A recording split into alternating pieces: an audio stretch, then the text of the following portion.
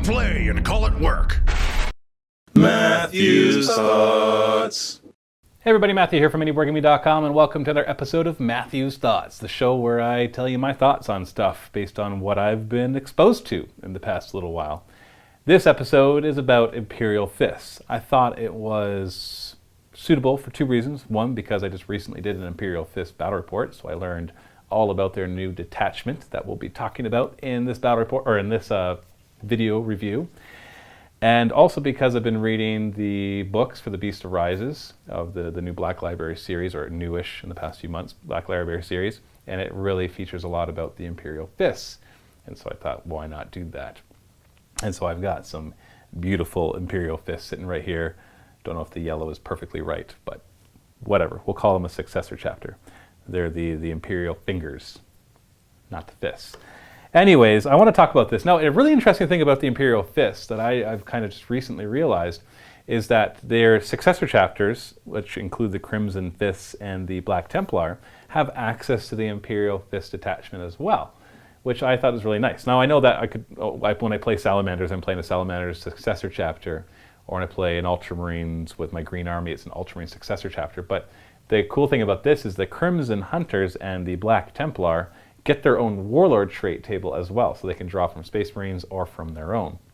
And then they can still draw from the Imperial Fist Warlord trait table, they can draw from the Imperial Fist tactical objectives, they draw from their relics, and they can use their detachment. And I've read that and made sure that that was actually the case. And unless an FAQ and erratas come out to negate that, then that happens to be the case.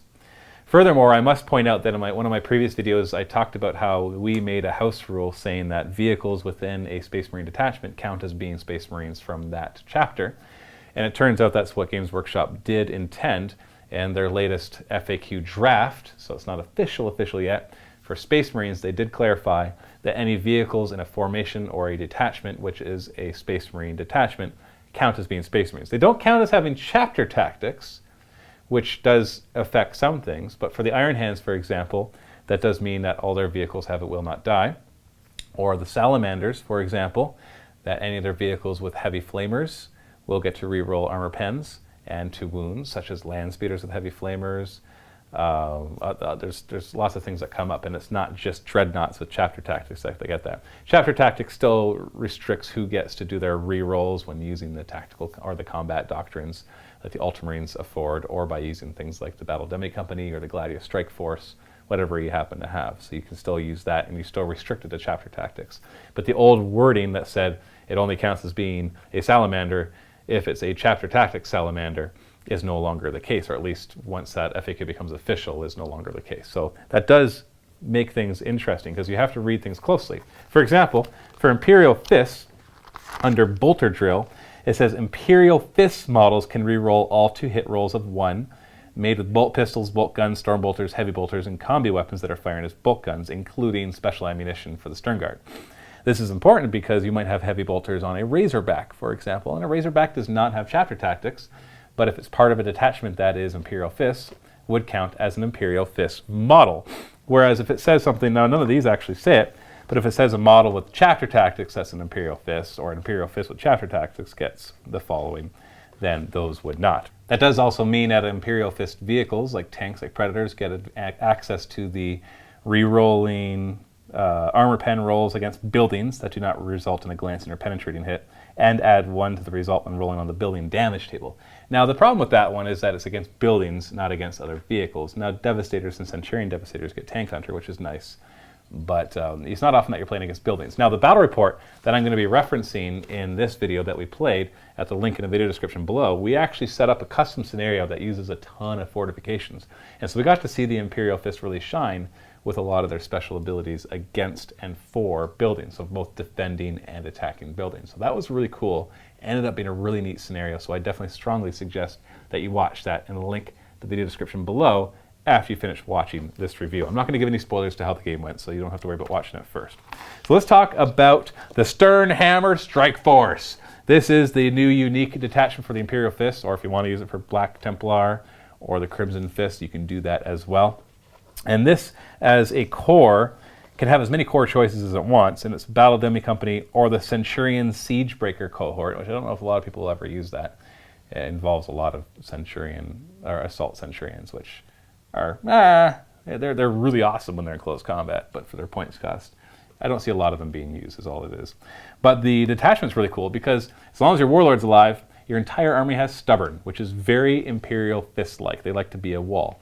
On top of that, they have superior bolter drill. So instead of just re-rolling ones to hit with bolters, they just twin link all of their bolters, which is spectacularly fun and was a huge thing in the game that we played. At the link in the video description below. It was Imperial Fists versus Tyranids, and it was just a heap of fun. And just seeing those Imperial Fists just re-roll and re-roll and re-roll. They made the Ultramarines look like they didn't get that many re-rolls compared to how many they got there. Incredibly useful. On top of that, not only do they get all that, but they get demolition expertise. Models in this attachment add 1 to any armor penetration rolls they make against buildings. Now remember, the Imperial Fists chapter tactics are that they get to add 1 to the building damage chart. So that's after you've gotten the penetrating hit. You get to roll to see what happens to the building. You roll on the building damage chart. It's a similar idea to a vehicle damage chart if you're not familiar with using buildings, but they get to add 1 to that. But they also get to add 1 to their armor pen. In other words, they get a +1 strength when firing at buildings. Now the majority of buildings that you're going to come across in 40k are armor 14, but things like Thunderhammers, they used to be totally useless against bastions and all that because all they could do is glance it, and that's only on 6s. But all of a sudden, they get twice as many hull points taken off because they go from 6+ glance to a 5+ glance. On top of that, any 6s you roll actually become penetrating hits, and then they get +1 on the building damage chart. So these guys have actually become very, very adept at taking out buildings. You still need at least a strength 7 weapon to go up against armor 14. The 7 becomes 8, and you need a 6 to glance. But it can be very, very useful against that. And then their detachment itself is kind of cool because, it's Battle Demi Company is the core. You can do that nice and standard, or you can go with Centurions. And then they can take, they have a lot of access to all the auxiliary, just like a lot of the other ones have. But one of their auxiliary is simply a Devastator squad, or a Centurion squad. That's Assault or Devastator. So you could, if you wanted to bring a Battle Demi Company and you wanted to bring a second group of Grav Centurions, you could do that, and that counts as your auxiliary choice. So you could bring a Battle Demi Company plus that, and there's your army, plus whatever other things you want to do. Or you can have 1 unit of Thunderfire cannons as one of yours. Or you can have a Line Breaker squadron of just a unit of Vindicators. See, a lot of times you have to pay taxes to bring these things, where in order to bring them, you've also got to bring a Tech Marine, or you've also got to bring some other stuff. And it makes it so you're like, I don't want to bring that because I have to bring these useless things. But we got Devastator Squad, can just be brought as an auxiliary choice. We've got Centurions, are an auxiliary choice. Vindicators are an auxiliary choice. Thunderfire Cannons, auxiliary choice. A unit of Ironclad or Contemptor Dreadnoughts, that is an auxiliary choice. And remember, you can bring 1 to 10 auxiliary per core, and there's no way you're going to need more than 10, even if you just have 1 core, unless you're playing an enormously high points value game, in which case you probably ignore it anyways. And it still have access to most of the ones from the Space Marines as it is. So that allows you a lot of custom builds, and you can really take advantage of the Devastator's Tank Hunter, for example, because normally in a Battle Demi Company, you only get 1 group of Devastators or Centurion Devastators. But what if you wanted to bring both? Because Devastators with missile launchers with Tank Hunter getting to add +1 to their armor penetration rolls against buildings, and also getting to add +1 to their building damage chart, and then just having Tank Hunter in general is actually quite spectacular. Same thing with Centurions, assuming you don't bring the Grav Centurions, because they don't get to really benefit from that because they're not doing penetrating hits. They just take off hull points with their Grav weapons. But Vindicators, all of a sudden that strength 10 ordnance, they get to add 1 to building damage. So the big weakness to all this, of course, is it's kind of situational in that you probably don't see buildings that often. Your opponent can usually bring 1 at most if he brings a combined arms attachment, unless you play a custom scenario that you actually put more buildings on the table, or you actually like to give your buildings that are on the table armor values and make them destroyable. So I think they're going to be more like that. But even if you remove their ability to hurt buildings, the fact that all their bolters get to reroll, the fact that they're all stubborn as long as their warlord's alive, and the fact that you can build an army and just add on Vindicators, Thunderfire Cannons, Devastators, Centurions, and Ironclad Dreadnoughts without having to pay any tax gives you really good options to build a very solid list with everything else that you have right here. So that's the detachment. I'm not going to talk more about that. The Warlord trait table, it's like most Warlord traits tables where some of them are okay and some of them aren't that great. Like you have everything from your Warlord and his unit add 1 to the result when rolling on the building damage table. So in other words, they'll be adding 2 because they have the Siege Masters as well. Your Warlord can get will not die. You can add or subtract 1 to reserves. If you don't move, you're fearless in counterattack. If he's inside of a building, enemies get -1 to the building damage table.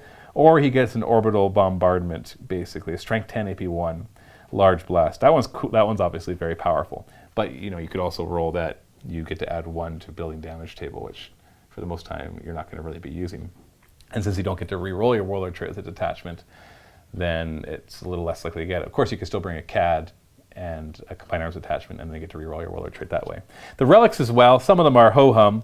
A chaplain can take a Crozius Arcanum, which is exactly the same, except that if he dies, he can still attack, even if his initiative step had not been reached yet.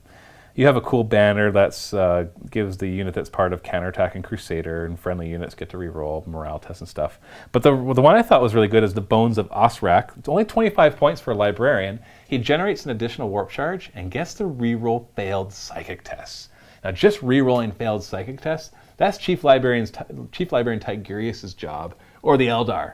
That's a pretty big deal, being able to reroll failed psychic tests. And he gets to generate an additional warp charge as well. And then we got a couple other relics that I don't even care about. One of them is a 5-point mastercrafted ignoring cover bolt pistol. Am I missing something as to why that would even be a 5 points that you would spend? I've got my chapter master or my captain or my chaplain, and I'm going to give them an ignore cover mastercrafted pistol? I don't see the point. Strength 4, AP 5. You're getting 1 shot. That strength in AP is not good at killing big things. It's good at killing little things. But you only get 1 shot, so that's not good at killing little things. So I'm not quite sure the point of that. And then you have all of their Imperial Fist tactical objectives, which obviously deal more with Imperial Fistish kind of things. For example, getting a victory point if at least 1 friendly Imperial Fist is embarked in a building. So that gives you a reason to want to bring buildings. And the cool one is Disciplined Firepower. When it's generated, you choose a number between 1 and 3, and you get that many points if you kill that many units that turn. But if you don't kill that many units that turn, then you actually discard the objective, so you don't get a second chance at it. So that's kind of fun. And then, issuing and fighting a challenge, it's just whatever. And so I think it's a solid attachment. I don't think it's probably as good as some of the other ones. Like, it's definitely one of the better ones. It's just the fact that a lot of things rely on buildings. This part of its advantages you're rarely going to really be able to see. But the fact that you're going to have everybody with re-rolling all their hits with bolters, and that can be very, very powerful. And just having all your guys on foot, your storm bolters and the terminators, that was actually something that worked really well in the game that we played, the Imperial Fist versus Tyranid. Just the storm bolters having twin linked essentially on the terminators actually made the terminators even that much better. And so that was kind of fun as well. So a solid choice for the Space Marines using the Imperial Fists. I think they're really fluffy, and it's a fun detachment to play with. It gives you lots of options and not as many annoying taxes that you have to pay in order to get them.